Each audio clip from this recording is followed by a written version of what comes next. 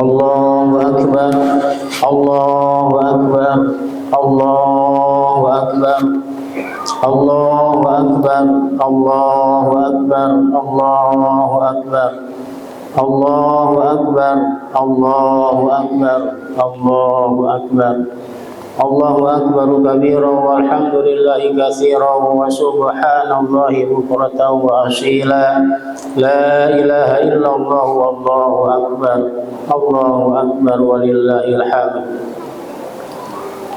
Alhamdulillah, alhamdulillahilladzi ja'alana minan nasihin wa afhamana min ulumil ulama'ir rasihin. Asyhadu an la ilaha illallah al-malikul haqqul mubin wa asyhadu anna Muhammadan abduhu wa rasuluhu shadiqul wa'dil amin. Allahumma shalli wa sallim wa barik ala sayyidina wa habibina wa syafi'ina wa maulana Muhammad wa ala alihi wa ashabihi ajma'in.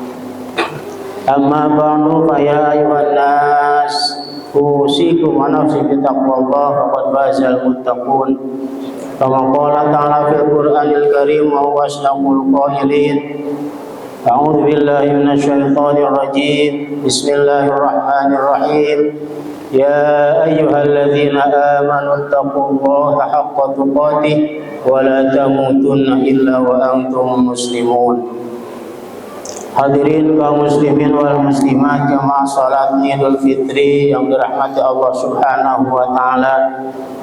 Alhamdulillahirabbil alamin. Berkat izin Allah di pagi hari yang cerah ini kita berkumpul, hakikatnya dikumpulkan oleh Allah Subhanahu wa taala di rumahnya yang mulia ini untuk sama-sama mengagungkan dan berzikir kepada Allah Subhanahu wa taala. Sejak kemarin malam mulai masuk waktu maghrib dikumandangkan takbir di berbagai tempat, baik di musola, di masjid, di tempat-tempat lain untuk mengagungkan Allah Subhanahu wa taala dengan berakhirnya bulan suci Ramadan dan tibanya bulan Syawal. Oleh karena itu sepantasnya kita selaku orang yang beriman kepada Allah Subhanahu wa taala senantiasa mengingat Allah Subhanahu wa taala di setiap saat dan kesempatan. Hati kita jangan sampai lupa dimanapun kita berada, kita senantiasa mengagungkan asma-asma Allah Subhanahu wa taala. Hadirin wal hadirat jamaah salat Idul Fitri rahimakumullah. Satu kata yang kita katakan ketika selesai melaksanakan ibadah saum di bulan suci Ramadan, maka ada satu kata yang harus kita cermati. Apakah puasa kita diterima oleh Allah Subhanahu wa taala atau tidak? Mari kita introspeksi, kita muhasabah, dan juga sekaligus kita telaah ibadah-ibadah yang kita kerjakan di bulan suci Ramadan yang baru lalu, terutama puasa Ramadannya. Ketika tiba bulan suci Ramadan, Rasulullah Shallallahu Alaihi Wasallam mengabarkan kepada kita selaku umatnya, man shoma Ramadhana imanan wa ihtisaban ghufira lahu ma taqaddama min dzambi. Kata Rasulullah Shallallahu Alaihi Wasallam, man shoma Ramadhana, siapa orang yang berpuasa di bulan suci Ramadan. Kemudian kata Rasul, beliau mengatakan di depan para sahabat, imanan wa ihtisaban. Perlu kita berikan tanda kutip imanan, yakni mengerjakan puasanya dengan iman. Wahtisaban, dan kita tentunya mengharap ridha Allah, pahala dari Allah Subhanahu wa taala. Di akhir hadis itu ghufira lahu ma taqaddama min dzambi. Maka janji Rasulullah Shallallahu Alaihi Wasallam, siapa orang yang mengerjakan puasanya dengan diiringi iman dan juga mengharap ridha Allah Subhanahu wa taala, maka akan diampuni segala dosanya oleh Allah Subhanahu wa taala. Sampaikah kita kepada hadis itu? Ketika kita lihat keadaan kita sendiri, keadaan keluarga kita, keadaan masyarakat kita pada umumnya, Sudah sesuaikah dalam melaksanakan ibadah saum di bulan suci Ramadan tersebut? Yang kita akan mendapatkan ghufira lahu ma taqaddama min dzambi, akan diampuni dosa-dosa kita yang terdahulu oleh Allah Subhanahu wa taala. Mari kita lihat ada beberapa hal yang mesti kita cermati. Ada dua hal, ada dua golongan manusia yang ketika oleh Allah Subhanahu wa taala diberikan tugas untuk melaksanakan ibadah saum di bulan suci Ramadan, ketika selesai melaksanakan ibadah saum tersebut, maka ada dua hal yang perlu kita catat. Yang pertama, ada golongan manusia yang mengerjakan ibadah saum dengan iman, mengerjakan saumnya dengan ihtisab, yakni mengharap ridha Allah Subhanahu wa taala, maka dijanjikan oleh Rasulullah sallallahu alaihi wasallam dia akan mendapatkan pengampunan dari segala dosa yang telah dia lakukan di masa lampau. Kemudian sebaliknya, ketika tidak ada iman, tidak ada ihtisab, mungkinkah Rasulullah akan memberikan satu jaminan kepada umatnya, sekalipun dia mengaku sebagai umatnya, akan diampuni segala dosanya? Tentu tidak. Kenapa? Karena di dalam Al-Quran Allah Subhanahu wa ta'ala mengatakan, ya ayyuhalladzina amanu kutiba alaikumus syiyam kama kutiba alal ladzina min qablikum la'allakum tattaqun. Ketika Allah memerintahkan melaksanakan ibadah saum di bulan suci Ramadan, yang di dalam perintahnya ada kalimat amanu, maka di situ mengandung arti pekerjaan yang dikerjakan itu sangat berat sekali. Bisa kita buktikan ketika kita melaksanakan ibadah saum, banyak hal yang mungkin dapat mengganggu, dapat membatalkan ibadah puasa kita. Oleh karena itu digariskan amanu, puasa itu hanya bagi orang-orang yang beriman. Kemudian kita lihat banyak orang yang mengaku Islam, yang KTP-nya 99,9% Islam, tapi ketika tiba bulan suci Ramadan mereka tidak melaksanakan ibadah saum. Berarti yang Islam hanya KTP-nya, manusianya di dadanya belum ada iman. Kenapa? Karena tidak ada garisan iman yang diwajibkan berpuasa terhadap orang tersebut. Oleh karena itu iman menjadi patokan, menjadi ukuran, dan tentunya menjadi embrio akan diterimanya amal ibadah kita oleh Allah Subhanahu wa taala. Alhamdulillah, mudah-mudahan kita termasuk orang-orang yang beriman, sehingga kita melaksanakan ibadah saum di bulan Ramadan yang baru saja meninggalkan kita, segala amal ibadah kita diterima oleh Allah Subhanahu wa taala.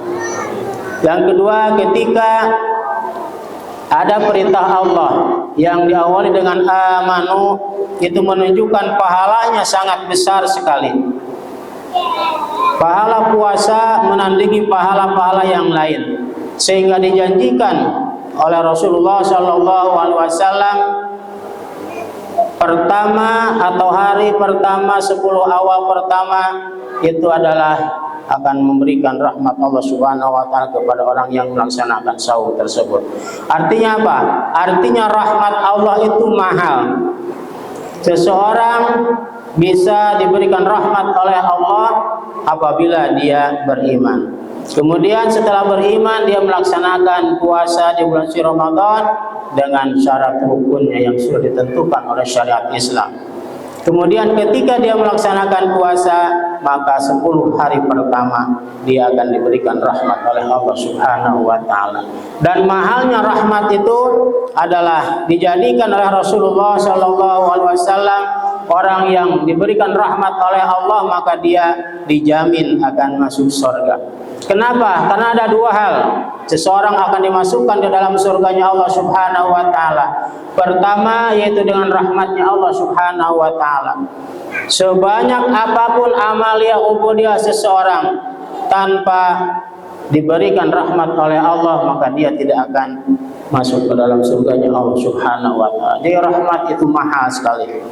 Kita beribadah kepada Allah, jangankan yang sunnahnya, yang wajibnya pun kadang-kadang kita lewat. Sekalinya kita laksanakan sholat fardu itu pun waktunya sudah sisa. Kita melaksanakan ibadah itu cuma sisa. Waktu kita sisa bekerja, sisa dagang, sisa kuli, sisa tani dan sebagainya. Apakah mungkin Allah akan memberikan rahmat kepada kita? Apa mungkin Allah akan memasukkan kita ke dalam surganya tanpa rahmat? Oleh karenanya rahmat Allah itu sangat mahal. Sebanyak apapun amalia ubudiyah seseorang yang dia kerjakan tanpa diberikan rahmat oleh Allah, maka tidak akan masuk surga. Yang kedua, yang sangat mahal, yang jarang orang dapatkan adalah maghfirah. Kata Rasulullah SAW, syarat yang kedua orang yang akan dimasukkan ke dalam surganya Allah Subhanahu wa taala adalah maghfirah. Sebanyak apapun dosa seseorang yang dia lakukan dari mulai akil balik sampai saat ini, sampai dia beranak pinak, bercucu dan seterusnya, kalau dia bertobat dan diampuni segala dosanya oleh Allah, maka dijamin akan masuk surga. Mahal sekali. Kenapa? Karena ketika kita melaksanakan, berbuat satu kesalahan, berbuat dosa, melaksanakan maksiat kepada Allah Subhanahu wa taala, jarang seseorang langsung bertobat, minta ampun kepada Allah Subhanahu wa taala.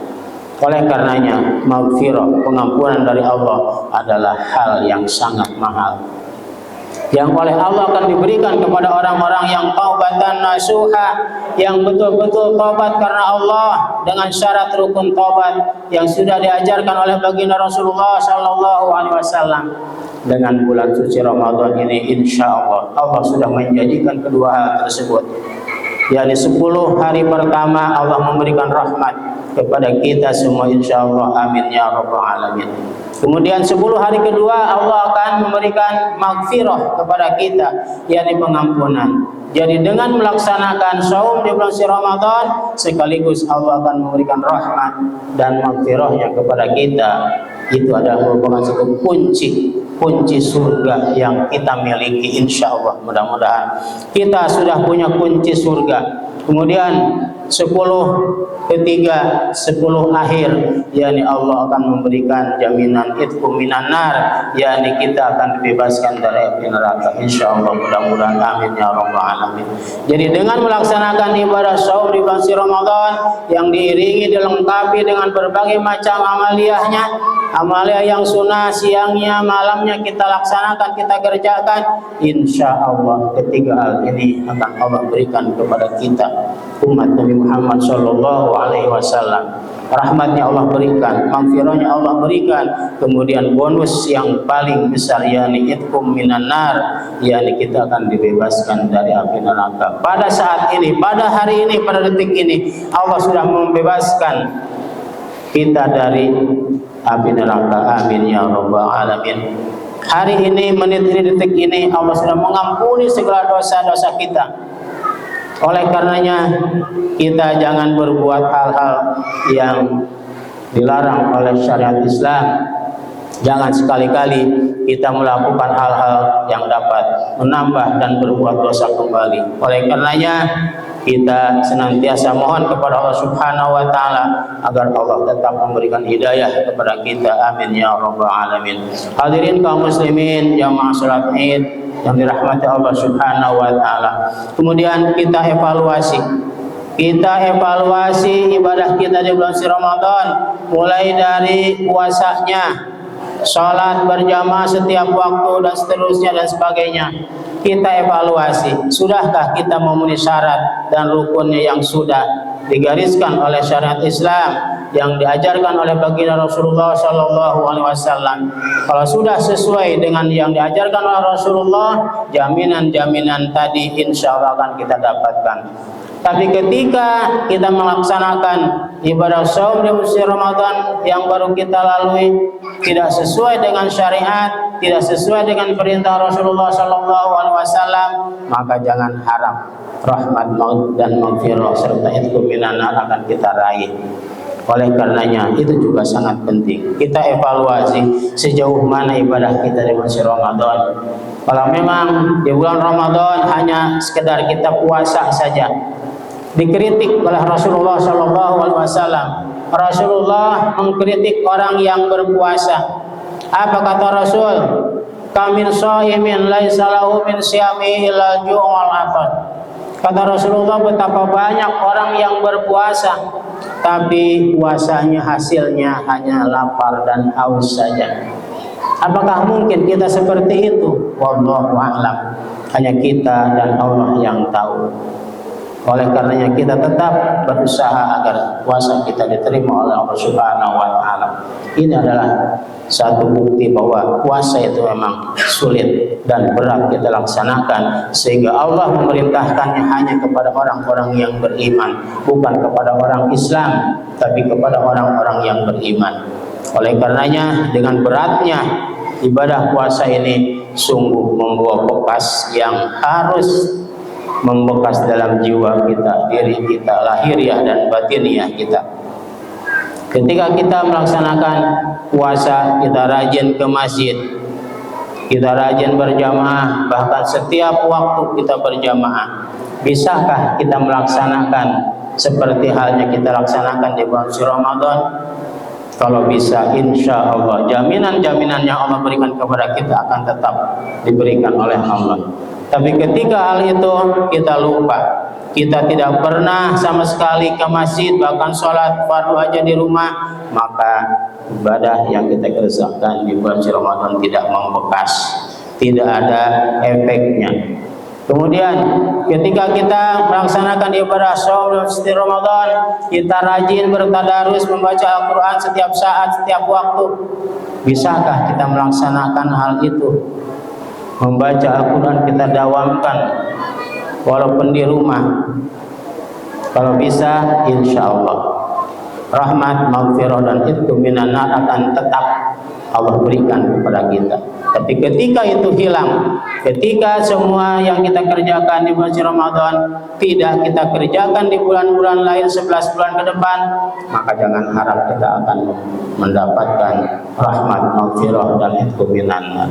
Oleh karenanya kita harus pandai-pandai introspeksi, pandai-pandai mengevaluasi diri kita, mengevaluasi ibadah kita kepada Allah Subhanahu wa taala agar tetap kita dalam lindungan Allah Subhanahu wa taala dan taufik hidayahnya. Itulah barangkali yang harus kita lakukan setiap saat. Jangan sampai kita sayang-sayang kerja. Puasa 30 hari kita laksanakan, tarawih beserta witirnya setiap malam kita laksanakan. Tapi setelah kita selesai melaksanakan ibadah puasa, ditutup dengan zakat fitrah, 1 hari, 2 hari, 3 hari ke depan, perbuatan kita kembali ke asal, yakni jauh kepada Allah Subhanahu wa taala, jauh dengan masjid, jauh dengan saudara-saudara kita, naudzubillah. Oleh karenanya tetap kita mohon kepada Allah Subhanahu wa taala agar senantiasa Allah memberikan hidayah kepada kita, hidayah keimanan yang kokoh, yang kuat, yang tangguh, sehingga dimanapun kapanpun kita berada kita senantiasa ingat kepada Allah Subhanahu wa taala dan punya rasa sayang terhadap ibadah saum yang kita kerjakan selama ini. Insya Allah mudah-mudahan Allah senantiasa memberikan kekuatan lahiriah dan batiniah agar kita tetap melaksanakan perintah-perintahnya. Amin ya rabbal alamin. Barakallahu li wa lakum fil Qur'anil karim wa nafa'ani wa iyyakum bima fihi minal ayati wal dzikril hakim wa taqabbala minni wa minkum tilawatahu innahu was-sami'ul alim. Aqulu qouli hadza wa astaghfirullahal azim li wa lakum wa li sairil muslimina wal muslimat wal mu'minina wal mu'minat wastaghfiruhu innahu ghafurur rahim.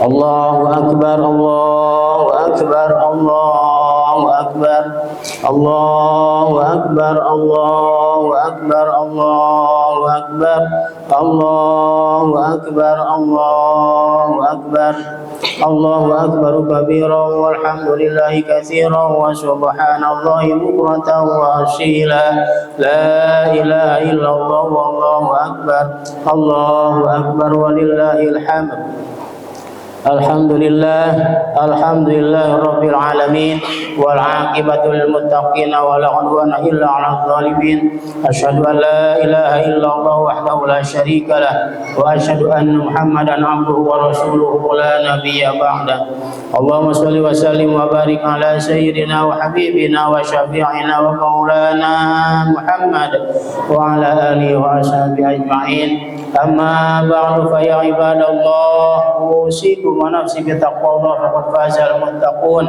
قال الله تعالى في القرآن الكريم وهو أصدق القائلين إن الله وملائكته يصلون على النبي يا أيها الذين آمنوا صلوا عليه وسلموا تسليما اللهم صل على محمد وعلى آل محمد كما صليت على إبراهيم وعلى آل إبراهيم وبارك على محمد وعلى آل محمد كما باركت على إبراهيم وعلى آل إبراهيم في العالمين إنك حميد مجيد آمين يا رب العالمين اللهم اغفر للمسلمين والمسلمات والمؤمنين والمؤمنات الأحياء منهم والأموات برحمتك يا واهب العطيات إنك سميع قريب مجيب الدعوات ويا قاضي الحاجات اللهم أعز الإسلام والمسلمين وأهلك الكفرة والرافضة والمشركين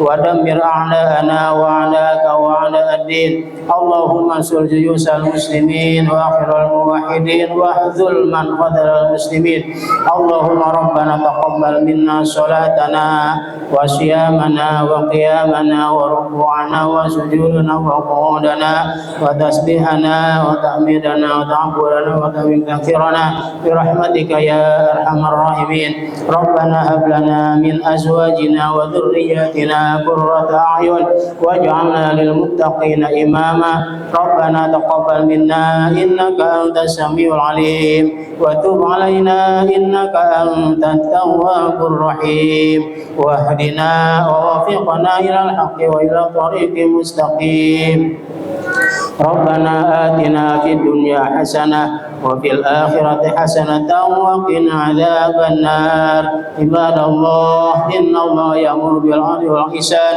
وإيتاء ذي القربى وينهى عن الفحشاء والمنكر والبغي يعظكم لعلكم تذكرون فاذكروا الله العظيم يذكركم واسألوه من فضله يؤتكم ولذكر الله أكبر الله أكبر الله أكبر الله أكبر.